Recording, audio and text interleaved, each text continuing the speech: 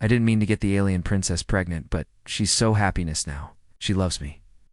Asterisk Marcus Chen stood at the window of his transport ship, watching the crystal planet grow larger as they approached. Viridian Prime looked like a giant jewel floating in space. Its surface sparkled with blue and green light that moved in slow waves across the continents. This was his first time visiting an alien world, and his stomach felt tight with nerves. "Remember Ambassador Chen?" said Dr. Sarah Williams, his cultural advisor. "The Viridians are very formal. Every gesture has meaning. Every word matters. This trade agreement is too important to mess up." Marcus nodded and adjusted his best diplomatic suit. Earth needed this deal badly. The Viridians had technology that could help solve humanity's energy crisis. But they were also known to be very picky about who they worked with. One wrong move could ruin everything. "Tell me again about their greeting customs," Marcus said, reviewing his notes for the 100th time. "Palm touching while maintaining eye contact," Dr. Williams replied. "But be careful about the timing. Too short is rude. Too long is... Oh well. Let's just say, avoid going over 30 seconds to be safe." The ship landed with a gentle bump. Marcus took a deep breath and stepped out onto the crystalline surface of Viridian Prime. The ground beneath his feet was like walking on smooth glass. But it felt warm and somehow alive. Strange music filled the air, not heard with his ears, but felt in his bones. The Viridian welcoming party stood waiting in perfect formation. Marcus had seen pictures, but seeing them in person was breathtaking. They were tall and graceful, with skin that seemed to be made of living starlight. Their bodies gave off a soft blue glow that shifted and moved like slow water. They had large, dark eyes and long, elegant limbs that moved with impossible smoothness. At the front of the group stood the most beautiful being Marcus had ever seen. She was clearly royal. Her glow was brighter than the others, and she wore a crown made of what looked like captured moonbeams. This had to be Princess Lirelei, the Emperor's daughter. "Welcome, human ambassador," said the Viridian translator, a shorter being with green-tinged light. "His Imperial Majesty sends greetings and invites you to the ceremonial welcome." Marcus followed the group through corridors made of crystal that sang softly as they walked.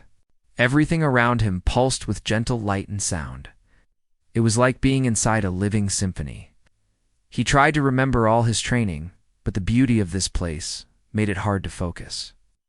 They entered a vast hall where hundreds of Viridians waited.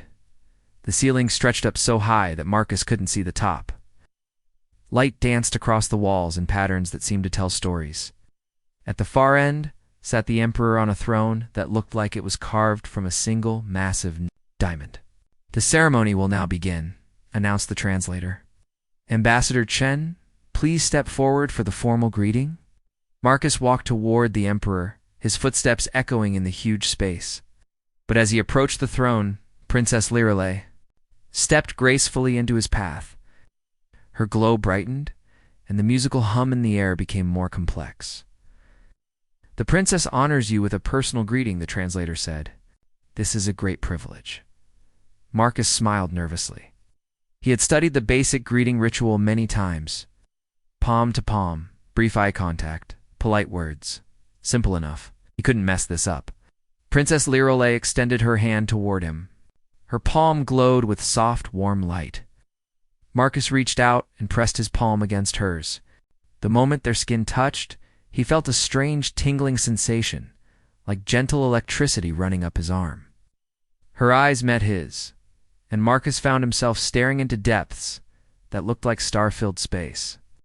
They were beautiful and kind, and he felt himself getting lost in them. Time seemed to slow down. The music around them grew louder and more complex. The princess's glow became brighter, spreading from her hand up her arm. Marcus knew he should look away, should end the greeting. But something held him there. The princess seemed just as caught as he was. Her light began to pulse in rhythm with his heartbeat. The tingling sensation spread through his whole body, warm and pleasant. Around them, the assembled Viridians began to make soft, harmonic sounds. At first, Marcus thought it was part of the ceremony. But then he noticed that their glowing was changing too, becoming more intense, more excited. The princess's eyes widened, and her glow suddenly exploded into brilliant patterns of light that danced across her entire body. The patterns were unlike anything Marcus had ever seen, complex, beautiful, and somehow joyful. She looked surprised, but incredibly happy. Finally, Marcus managed to step back, breaking the contact.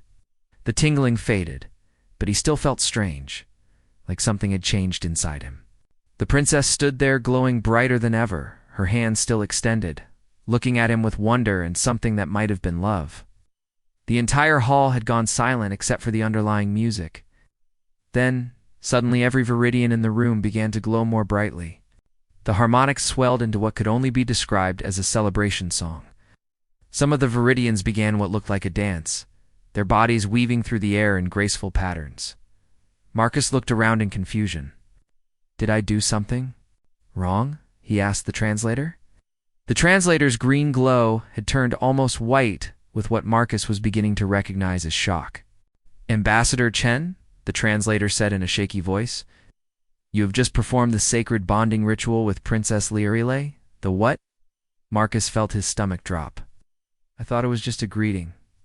It was supposed to be," the translator stammered. "But you maintained contact for exactly 47 seconds. And the bioelectric resonance. This has never happened with an alien before. We thought it was impossible." Princess Lirile stepped closer to Marcus, her glow now steady and warm. She spoke in her own language, her voice like music. "What is she saying?" Marcus asked, though he was afraid to hear the answer. The translator swallowed hard. She says she is with child.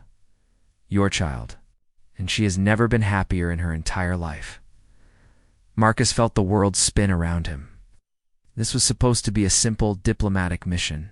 How had everything gone so wrong so quickly? And why was everyone still celebrating? The princess reached out and gently touched his arm. Even through his suit, he could feel that strange, warm tingling again. She smiled at him with such pure joy that it took his breath away. Marcus realized that his simple diplomatic mission had just become very, very complicated. Marcus sat in his guest quarters, his head in his hands.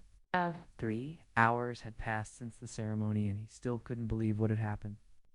Through the crystal walls, he could hear the viridians outside continuing their celebration. The musical sounds were beautiful, but they only reminded him of how badly he had messed up. A gentle chime announced a visitor. Marcus looked up to see Princess Lirile standing at his door, glowing even brighter than before. Her light created rainbow patterns on the crystal walls around her. She held a tray of what looked like glowing fruit and smiled at him with such warmth that his heart skipped a beat.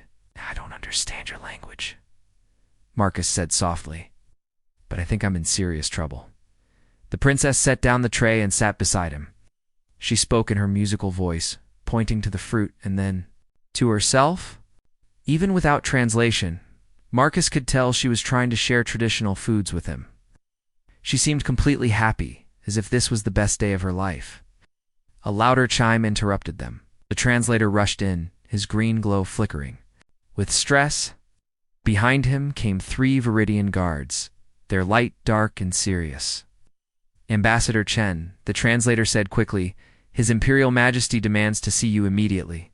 "Kain, Princess, your father is very concerned about these recent events." Princess Lirile's glow dimmed slightly, but she stood and took Marcus's hand.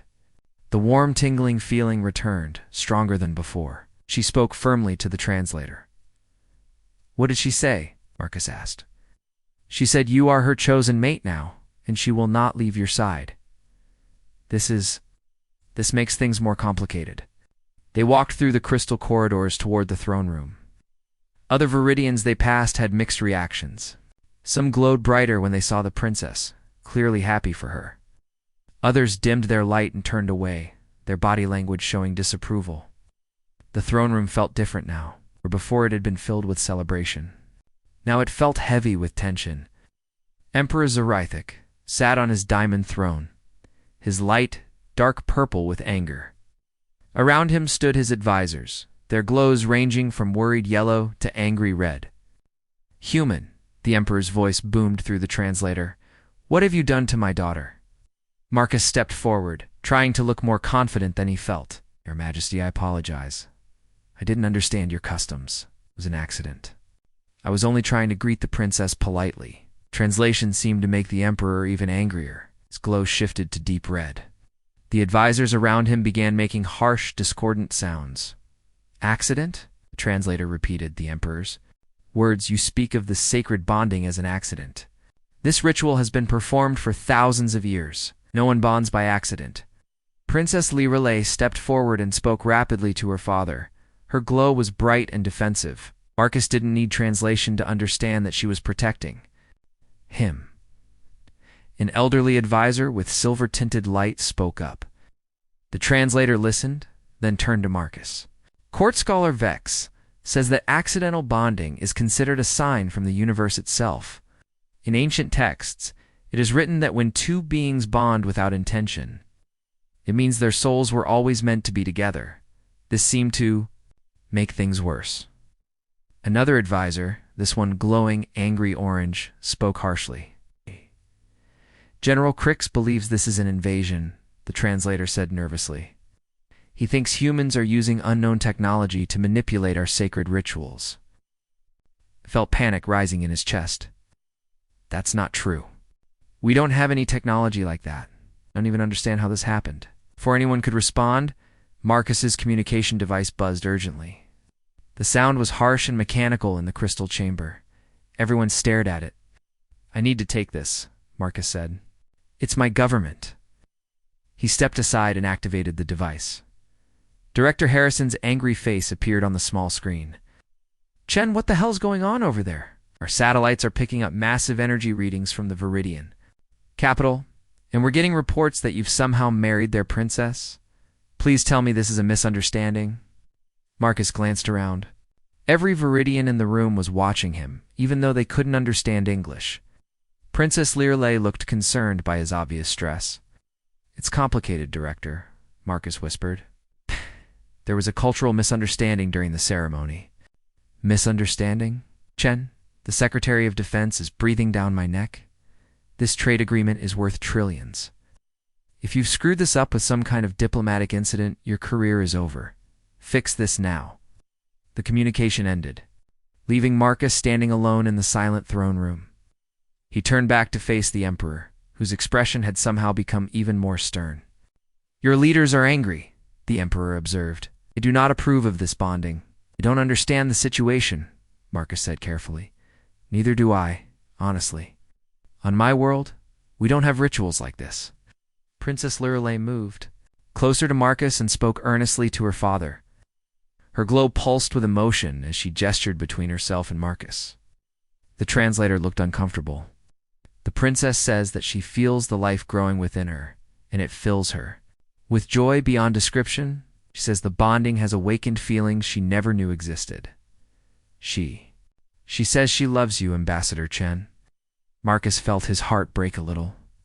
The princess was looking at him with such trust and affection. How could he tell her that his government wanted him to undo everything? That his career depended on making this all go away? Court Scholar Vex spoke again, his silver light flickering with concern. The translator's expression grew worried as he listened. "What now?" Marcus asked, dreading the answer. "The scholar has been researching hybrid pregnancies in our historical records, Ambassador Chen. There is something you must know. In all recorded cases of interspecies bonding attempts, the pregnancies were ... problematic." "What kind of problems?" The translator exchanged glances with the scholar before continuing. "Bioelectric incompatibility. The developing child's energy field grows stronger each day. The fields don't match properly. ...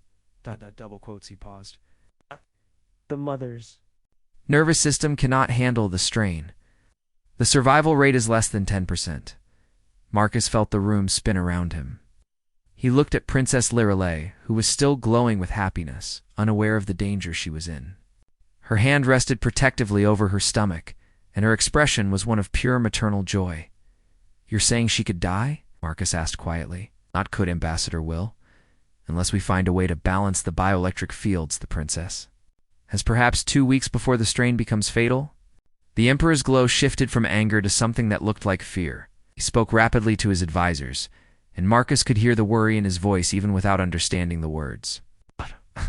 Princess Lirelei seemed to sense the change in mood. She looked around at the worried faces, then at Marcus. Her glow dimmed slightly as she spoke questioningly to the translator. "What is she asking?" Marcus said.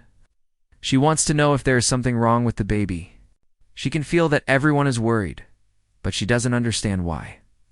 Marcus looked into her trusting eyes and felt a determination he had never experienced before. His government wanted him to fix this mess and save his career. But looking at this kind, innocent being who had somehow fallen in love with him, Marcus realized his career didn't matter anymore. What mattered was keeping her alive. "Tell her," Marcus said firmly, "that everything will be okay. Tell her that I'm going to find a way to protect both her and our child." The translator looked surprised. "Ambassador, surely you don't mean—" "I mean exactly what I said. I don't care what my government wants. I don't care about the trade agreement. I care about her." Princess Lirelei seemed to understand his tone, if not his words. Her glow brightened again, and she squeezed his hand gently. Marcus had made his choice. Now he just had to figure out how to keep it from getting them all killed. Marcus spent the next 3 days in the Viridian Medical Center, learning everything he could about their biology. The crystal halls hummed with nervous energy as doctors and scientists worked around the clock. Princess Lirelei's condition was getting worse, though she tried to hide it from everyone. Dr. Zealand, chief medical officer, glowed with worried blue light as he showed Marcus the scan results. The images appeared in the air above a crystal device showing Lirelei's body. "In 3 dimensions, see here," Dr. Zealand pointed to a bright spot near her heart. "The child's bioelectric field is growing stronger every hour. Her nervous system is already showing signs of strain." Marcus studied the glowing patterns. Even to his untrained eyes, he could see that something was wrong. The energy flows that should have been smooth and steady were becoming chaotic and sharp. "How long does she have?" Marcus asked quietly. "Perhaps a week, maybe less. The child's field will soon be too strong for her body to contain. When that happens," Dr. Zealand's glow dimmed. "I am sorry, Ambassador. We have never seen anything like this before." From across the medical center, Marcus heard familiar musical laughter. Princess Lirelei was sitting with a group of young Viridian children, telling them stories. Her glow was still bright, but Marcus could now see the small flickers and interruptions that showed her body was struggling. "She doesn't know how serious this is, does she?" Marcus said. "We thought it best not to worry her unnecessarily. She is so happy with the pregnancy. To tell her it might... Dr. Zealand couldn't finish the sentence. Marcus felt anger rising in his chest. These people were willing to let her die rather than upset her. She has a right to know. This is her life we're talking about. You do not understand our ways, human. Among my people, joy is sacred. To destroy someone's happiness, even to save their life, is considered a terrible crime." That afternoon, Marcus sat in the palace library, surrounded by floating books made of light and crystal tablets covered in alien writing. He had requested all the information they had about bioelectricity, energy fields, and cross-species biology. Most of it was beyond his understanding, but he kept reading anyway. Princess Lirelei found him there as the day was ending. She moved more slowly now, and her glow flickered occasionally, but her smile was as warm as ever when she saw him. Sat beside him and picked up one of the crystal tablets. She spoke softly in her musical language, pointing to different symbols, and then to Marcus. "I wish I could understand you," Marcus said. "I wish I could explain what's happening." As if responding to his emotions, Lirelei's glow suddenly brightened. The light spread to the crystal tablet in her hands, making the symbols glow more clearly. Marcus felt that familiar tingling sensation, but this time it was different, stronger and more focused. For just a moment, Marcus could almost understand what the symbols meant. The sensation faded quickly, but it left him with a startling realization, the emotional connection, he whispered. "It's not just romantic. It's actually affecting the bioelectric fields." He jumped up and began pacing around the library. Princess Lirelei watched him with concern, her glow following his emotional state brightening when he seemed excited, dimming when he looked worried. Dr. Williams was right, Marcus said to himself. Humans are different. Our emotions create electrical activity in our brains, and somehow that's interfacing with viridian bioelectricity. Marcus spent the rest of the night reading everything he could find about human neurology on his portable computer, cross-referenced it with the viridian medical data, looking for patterns and connections. As the sun rose over the Crystal City, Marcus finally found what he was looking for. Human emotional states created specific brainwave patterns. Those patterns generated weak electrical fields. Those fields, when combined with strong emotion, could potentially influence viridian bioelectricity. I need to talk to Dr. Zealand. Immediately, Marcus said to his translator, who had been helping him read the alien texts all night. They found the doctor in his office, his glow dim with exhaustion. Several other medical officers were with him, their lights flickering with stress. Doctor, I think I know what's causing the problem, Marcus said excitedly, and I might know how to fix it. Dr. Zealand looked up with interest. Please explain. Marcus pulled out his computer and began showing diagrams. Human emotions create electrical fields in our brains. When I bonded with the princess, those fields synchronized with her bioelectricity. The problem is that human emotional energy is chaotic compared to viridian energy patterns. You are saying that your feelings are making her sick? One of the other doctors asked. Not exactly. I think my emotional energy is what allowed the bonding to happen in the first place. But the child is developing with a hybrid energy system, part human chaos, part viridian harmony. Princess Liralay's body can't handle both patterns at once. Dr. Zealand's glow brightened with understanding, so we need to find a way to balance the energy patterns. Exactly. But it would require combining human medical technology with viridian harmonic healing, and ... Marcus paused, knowing this next part would be difficult. It would require me to serve as a living connection between the princess and the child. I would have to absorb the excess chaotic energy and convert it into something her body can handle. The room fell silent. The viridian doctors exchanged worried glances. Ambassador, Dr. Zealand said slowly, what you are suggesting would require you to undergo bioelectric modification. You would have to allow us to alter your nervous system to match viridian energy patterns. The procedure is extremely dangerous. For a human, it could be fatal. Before Marcus could respond, urgent alarms began sounding throughout the medical center. Red lights flashed on the crystal walls, and doctors began rushing toward the patient rooms. What's happening? Marcus asked. Emergency in the princess's quarters, the translator said, his glow pale with fear. They ran through the corridors toward Liralay's room. Marcus could see her glow from far away. It was flickering wildly, sometimes bright, sometimes almost disappearing completely. When they reached her room, they found her collapsed on her bed, her breathing shallow and rapid. The energy cascade has begun, Dr. Zealand said grimly. Her body is starting to shut down. We have perhaps hours, not days. Marcus knelt beside the princess's bed. Even unconscious, she was still beautiful. Her hand moved weakly toward his, and when their skin touched, her glow stabilized slightly. The emotional connection is helping, Dr. Zealand observed. But it will not be enough. Marcus looked around the room at all the worried faces. These people cared about their princess, but they were bound by their cultural limitations. They couldn't take the necessary risks to save her, but Marcus wasn't bound by their limitations. He was human. Prepare the bioelectric modification. Procedure, Marcus said firmly. Ambassador, you do not understand the risks. I understand perfectly. There's a chance it will kill me. But if I do nothing, she dies for certain, and I won't let that happen. Dr. Zealand stared at him for a long moment. Why would you risk your life for someone you have known for only days? Marcus looked down at Princess Liralay's peaceful face. Because she's happy, because she trusts me, and because humans don't give up on people we care about, even when the odds are impossible. As if hearing his words, the princess's eyes fluttered open. She looked at Marcus and smiled weakly. Her glow brightened just enough to show that she was still fighting. Tell her, Marcus said to the translator, that I'm going to make sure she and our child are safe, no matter what it takes.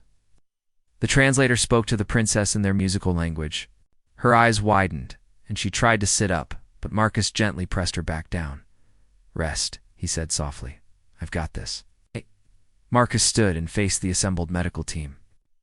"How soon can we begin the procedure?"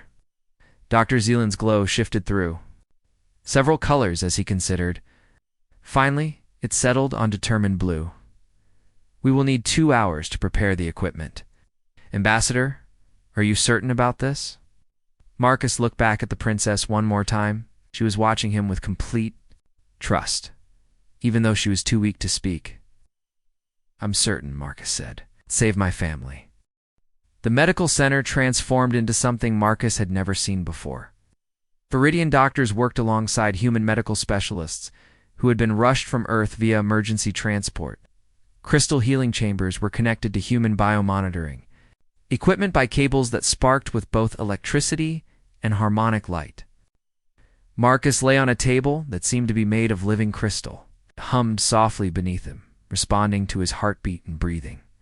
Around him, Dr. Zealand and Dr. Williams checked instruments that belonged to both species' medical traditions. "The procedure will happen in 3 stages," Dr. Zealand explained, his glow steady but serious.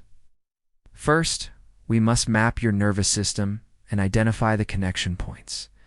Then, we will begin the harmonic modification to allow your brain to process viridian bioelectric patterns. Finally, we establish the living bridge between you, the princess, and the child." Dr. Williams looked worried as she adjusted the human medical scanners. "Marcus, I have to tell you again, we've never tried anything like this before. Human nervous systems aren't designed to handle alien energy patterns. The modification could cause permanent brain damage, paralysis, or worse." Marcus nodded calmly. Through the crystal walls, he could see Princess Lirelei in the next room.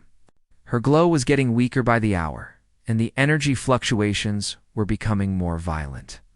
She had asked to stay conscious during his procedure, wanting to help however she could. "I understand the risks," Marcus said. "Look at her.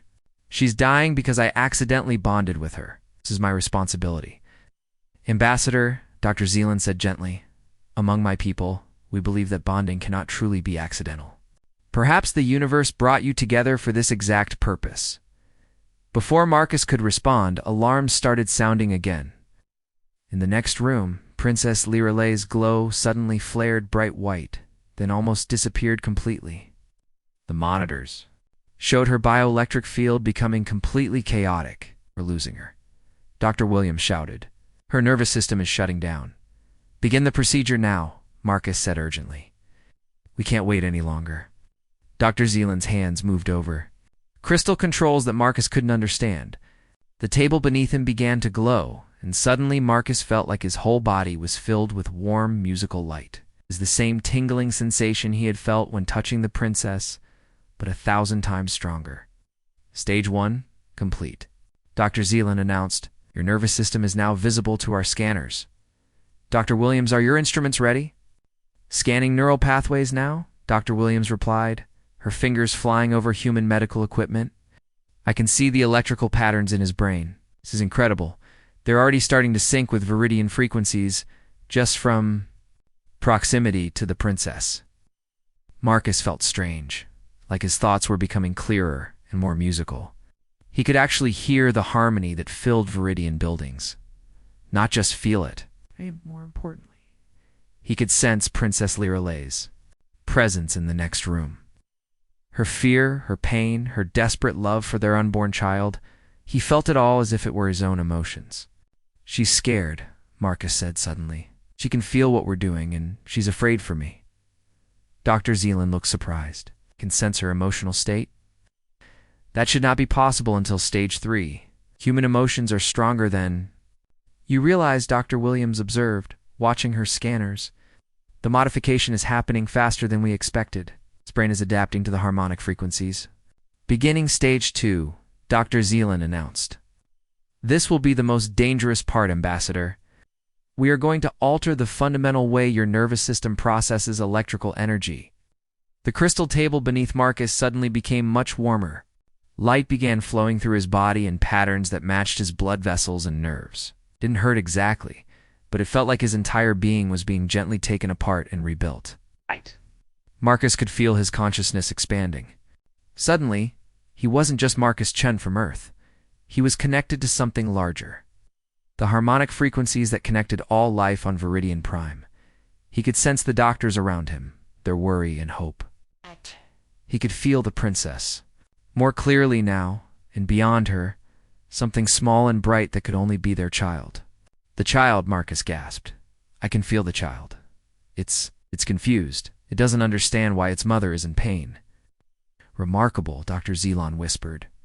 You are developing full empathic connection. This has never been recorded in any species. Dr. Williams was staring at her monitors in amazement. His brain activity is off the charts, but it's stable. Somehow, his human neural plasticity is allowing him to adapt to patterns that should be impossible for our species to process. Princess Liralay's condition is stabilizing, announced another doctor from the next room. The connection is already helping her. But Marcus could feel that it wasn't enough.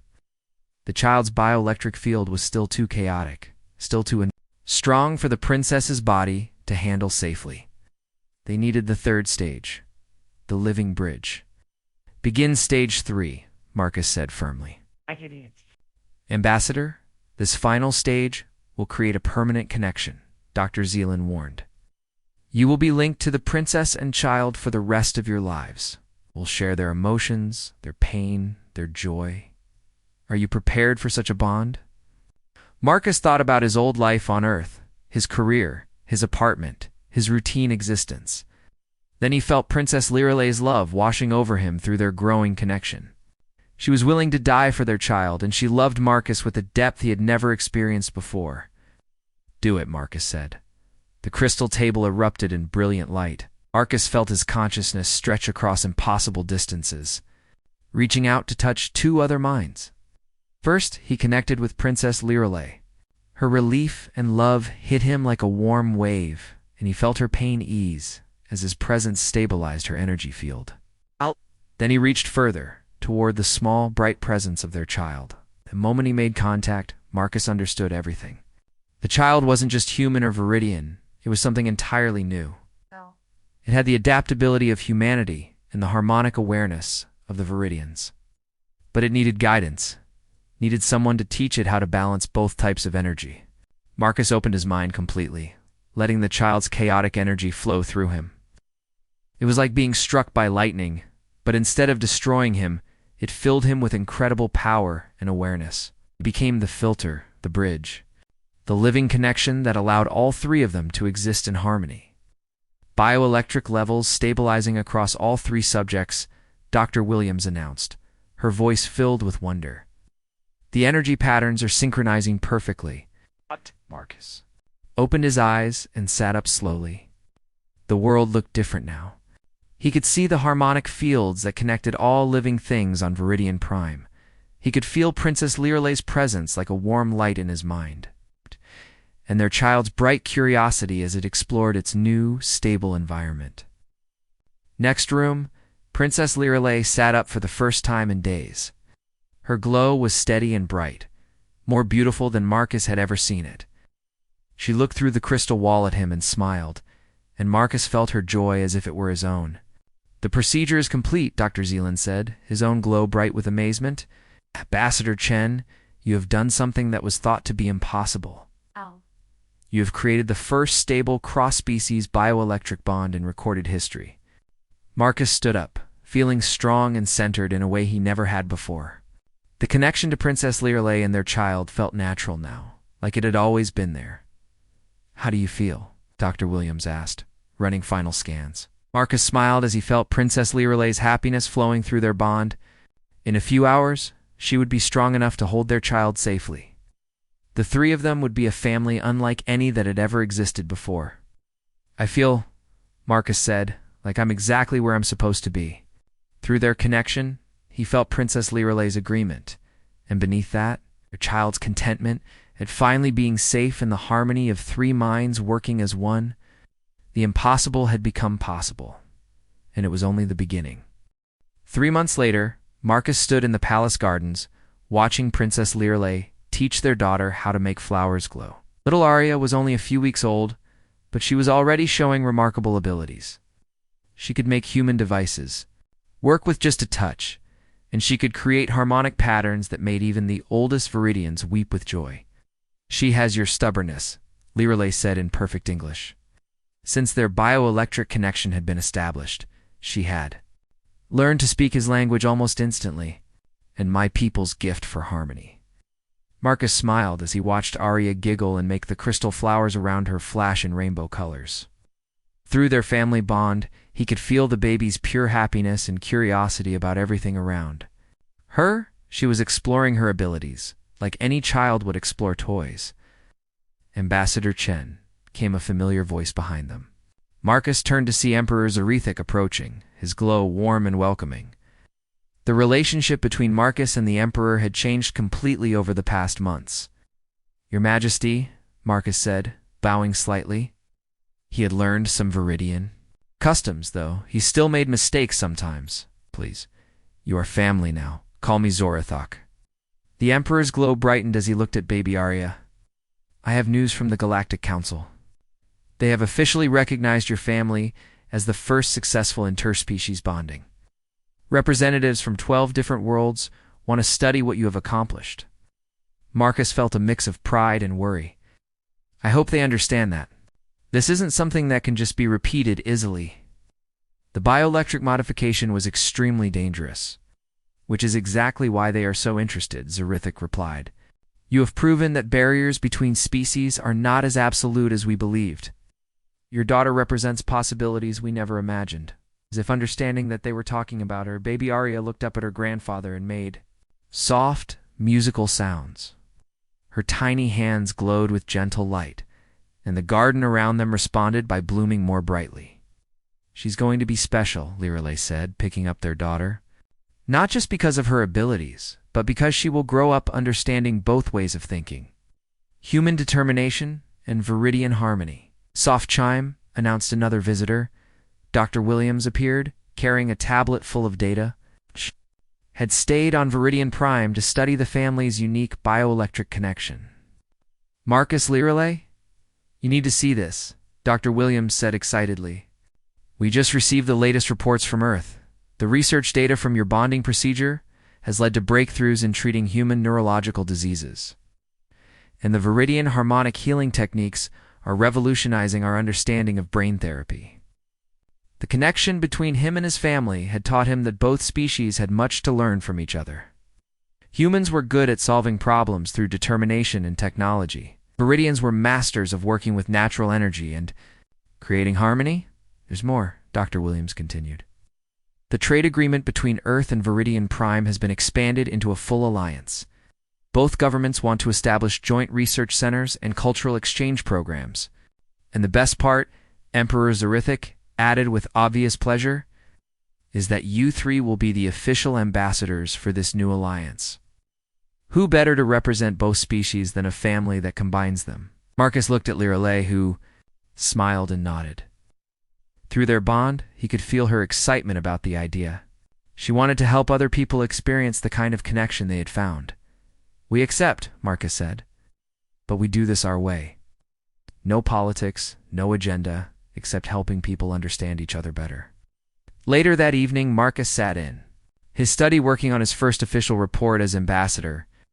The room was a perfect blend of human and Viridian design. Solid furniture mixed with crystal walls, electric lights combined with harmonic glow panels. Lirley entered, carrying Arya, who was now sleepy and glowing with a soft, peaceful light. "How is the report coming?" "I'm trying to explain to Earth's government why this alliance is about more than just trade," Marcus said. "It's about understanding that being different doesn't mean being incompatible." "What will you tell them?" Marcus saved his work and turned to face his family. "I'll tell them the truth. 3 months ago, I was just a diplomat trying not to mess up a trade deal. I thought success meant following rules and avoiding cultural mistakes, and now?" Lirley asked, settling beside him with Arya in her arms. "Now I know that the best things happen when you stop worrying about rules and start caring about people. When I accidentally bonded with you, I could have spent all my time trying to undo it. Instead, I chose to make it work. Baby Arya made soft sounds and reached out toward Marcus. When he took her tiny hand, he felt her contentment through their connection. She wasn't worried about being different or unique. To her, having both human and Viridian abilities was simply normal. She's going to grow up in a different world than either of us did, Marcus observed. A world where species work together. Instead of staying separate, the first of many, I hope, Lirale said. Well, I don't think other couples will bond quite as dramatically as we did. Marcus laughed. Probably not. Most people prefer to fall in love the normal way. Was there anything normal about our love? Lirale asked teasingly. Nothing at all, Marcus admitted. And I wouldn't change any of it. A year later, Marcus stood before the Galactic Council, giving his annual report on interspecies cooperation.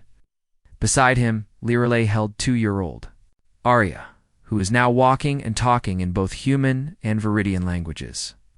The ambassador program has exceeded all expectations, Marcus reported. We now have joint colonies on 3 worlds, shared research projects in 12 fields, and cultural exchange programs that have involved over 1 million individuals from both species. But most importantly, Lirale added, we have learned that differences between species are not obstacles to overcome. They are strengths to be shared. Little Arya chose that moment to demonstrate by making the entire council chamber glow with warm, harmonious light while simultaneously activating the human translation devices to perfect clarity. The assembled representatives from dozens of worlds broke into applause. Any questions?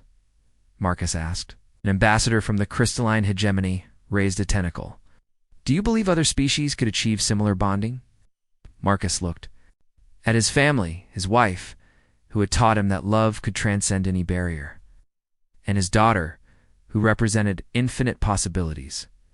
Through their bond, he felt their love and support, their shared commitment to building bridges between worlds. I believe, Marcus said confidently, that any species willing to open their hearts and minds to others can find connection. It doesn't require bioelectric bonding or harmonic healing. It just requires the courage to care about someone different from yourself. And sometimes Lirale added with a smile, it requires humans who are too stubborn to accept that something is impossible. Marcus grinned, too. As they left the council chamber, Arya looked up at her parents and spoke in her unique blend of human words and Viridian musical tones. Home now? Yes, little one, Marcus said, taking her hand. Home now. Ow!